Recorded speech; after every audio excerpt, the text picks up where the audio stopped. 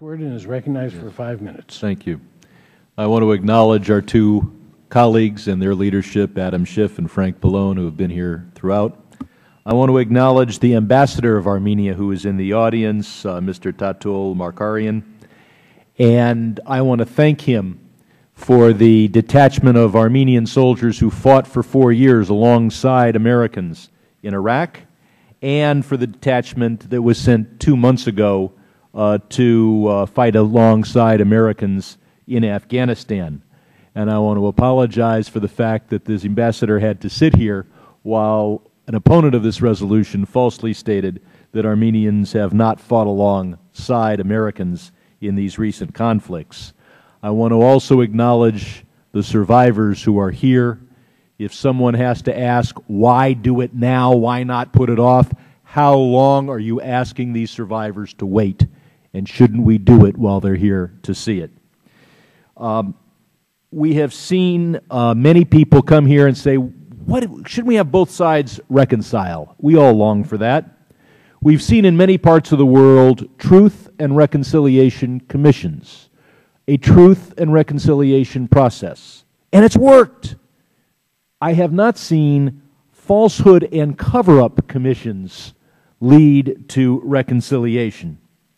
Now, one side in the protocols, the Armenian side, supports this resolution. The same president of Armenia who signed the protocols supports this resolution and believes that it will help lead to the reconciliation that those protocols envision. The other side has basically thrown away the protocols. When the Prime Minister of Turkey says that another issue, not germane to the protocols, that of Nagorno-Karabakh, will hold them up forever, that he will not ratify those protocols until the people of Armenia abandon the people of Nagorno-Karabakh, what he's basically doing is saying, thanks for signing the protocols, now I'm throwing them away. So those protocols are dead unless we do something to shake things up. And nothing would do more than to show the people of Turkey that we cannot be cowed into denying the genocide, the first genocide of the 20th century. Because genocide denial is not just the last step of the genocide. It is the first step in the next genocide. And that is why Hitler, when faced with some wavering compatriots, was able to say, we can get away with the Holocaust. After all, who today speaks of the annihilation of the Armenians? We are told that somehow this will hurt our relationship with Turkey. Long term, we will not have a good relationship with Turkey until Turkey abandons this effort to deny the past and engage in genocide denial. Would we have a good relationship with a German government that was denying the Holocaust? And who would have a good relationship with us if we were denying slavery and so many other things of our past? And as the gentleman from American Samoa pointed out, the Comfort Woman resolution passed this committee even over the objection of our good friends in Japan. Now, it is unseemly for this, the greatest parliament in the world, to be cowed into not recognizing what the opponents of the resolution, so many of them, describe as the truth, because we're afraid of Turkish retaliation. But it is particularly unseemly in light of the fact that Turkey has proven that these threats are false, that we are cowering in the face of a paper tiger. Let's go through the record.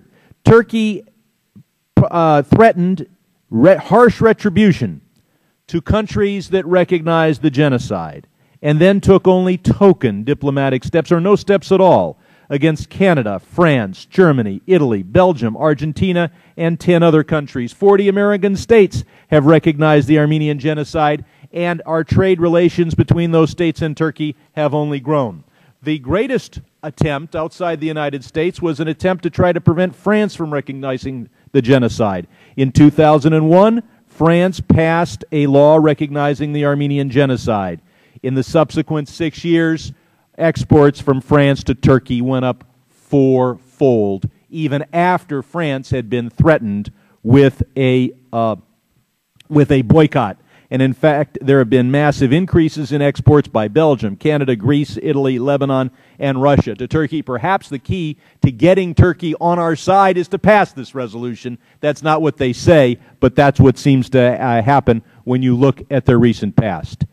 Turkey should acknowledge we've provided them with $23 billion in aid. We saved them from communism. We helped build the pipeline that brings them oil today. We prevented an independent Kurdish state in northern Iraq, and we are the loudest voice for helping Turkey enter the European Union. With all that, they shouldn't also ask us to act like cowards and deny the truth. I yield back. The time of the gentleman has expired.